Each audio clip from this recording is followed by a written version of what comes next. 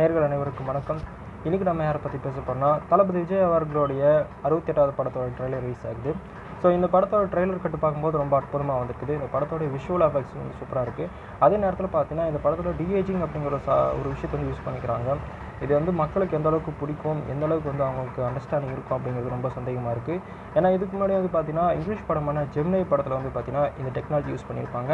First will Smith அவர்கள் பார்த்தீங்கன்னா 50 வயசில் காட்டியிருப்பாங்க. அதுக்கப்புறம் அவரோட 23வது வயசோடைய லுக்கை வந்து டிஏஜிங் பண்ணி காட்டியிருப்பாங்க. அது ரொம்பவுமே சூப்பராக இருந்துச்சு. ஆனால் இந்த படத்தில் வந்து பார்த்தீங்கன்னா தளபதி அவர்களுடைய 17வது வயசை வந்து காட்டியிருக்காங்க.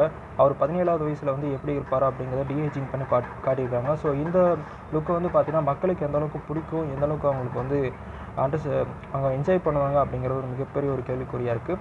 இந்த படத்தில் பொறுத்த வரைக்கும் நிறைய விஷயங்கள் வந்து நம்ம வெங்கட் பிரபு அவர்கள் வந்து ரொம்ப சஸ்பென்ஸாக வச்சுருக்காங்கன்னு சொல்லலாம். ஸோ சில இடத்துல வந்து ப்ரொட்டஸ்ட் நடக்குது. அது எந்த நாடு அப்படின்னு சொல்லிட்டு நம்ம ஃப்ரீஸ் பண்ணி பார்க்க முடியாத அளவுக்கு லெட்டர்ஸ் எல்லாம் ரொம்ப வந்து பிளர் பண்ணி வச்சுருக்காங்கன்னு சொல்லலாம். ஏன்னா அந்தளவுக்கு ஒரு சீக்ரெட்டாக அந்த படத்தோடைய ட்ரெய்லர் வந்து ரொம்ப வடிவமைச்சிருக்கிறாங்க.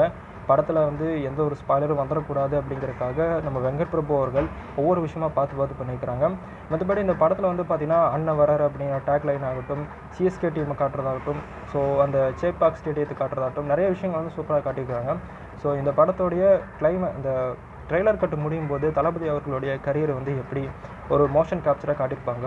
ஸோ இந்த மோஷன் கேப்சர் அவர்கள் பார்த்திங்கன்னா இதுக்கு முன்னாடி நம்ம மகாராஜா படத்தில் பார்த்துருப்போம். விஜய் சேதுபதி அவர்களுடைய ஒரு லைஃப் ஸ்டோரி வந்து சின்ன மோஷன் கேப்சராக ஸ்டார்டிங்கில் காட்டியிருப்பாங்க. அதே மாதிரி இந்த படத்துலையும் சூப்பராக காட்டியிருக்காங்க. ஸோ இந்த ட்ரெய்லர் கட்டு பார்க்கும்போது எனக்கு வந்து வெங்கட் பிரபு அவர்கள் மாநாடு மாதிரி ஒரு நல்ல படத்தை கொடுப்பாரு அப்படிங்கிறதுல எந்த ஒரு டவுட்டும் கிடையாது. ஸோ இந்த படம் வந்து ரொம்பவுமே அற்புதமாக வந்திருக்கு. விஷுவலாக ரொம்ப அற்புதமாக வந்திருக்கு. இப்போ ஸ்டோரி ஸ்க்ரீன் பிளே வைஸ் எப்படி இருக்குன்னு சொல்லிட்டு நம்ம படம் பார்த்து தான் தெரிஞ்சுக்க முடியும். ஸோ நானும் படத்துக்காக வெயிட் பண்ணிட்டுக்கிறேன். மறக்காமல் படம் பார்த்தவங்க செப்டம்பர் 5ஆம் தேதி படத்தை பார்த்துட்டு வந்து கமெண்ட் பண்ணுங்கள். ஸோ நாளைக்கு இதே மாதிரி ஒரு சுவாரஸ்யமான செய்தியோடு உங்களை மீட் பண்ணுறேன்.